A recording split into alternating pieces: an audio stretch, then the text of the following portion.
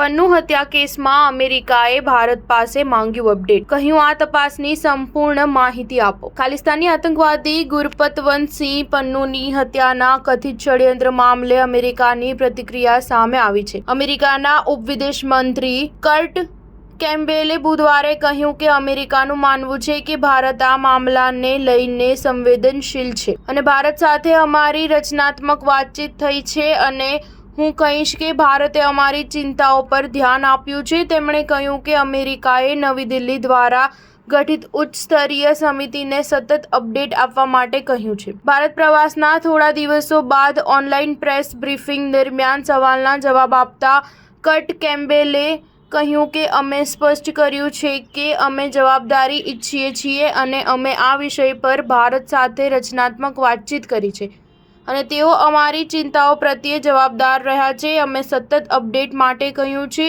આ મુદ્દો સીધો ભારત સરકારના નેતૃત્વના ઉચ્ચ સ્તરે ઉઠાવવામાં આવ્યો છે. ગત વર્ષે અમેરિકામાં ગુરપતવંતસિંહ પન્નુનું એક્સિડન્ટ થયું હતું. આ મામલે અમેરિકાએ ગત વર્ષે જૂન મહિનામાં નિખિલ ગુપ્તા નામના એક વ્યક્તિની ધરપકડ કરી હતી. યુએસ ફેડરલ પ્રોસિક્યુટર્સે ભારતીય નાગરિક નિખિલ ગુપ્તા પર પન્નુની હત્યાનું કાવતરું ઘડવામાં એક ભારતીય સરકારી કર્મચારી સાથે કામ કરવાનો આરોપ લગાવ્યો હતો. સ્ટાર ન્યૂઝ 7 હંમેશા સચ્ચાઈની સાથે.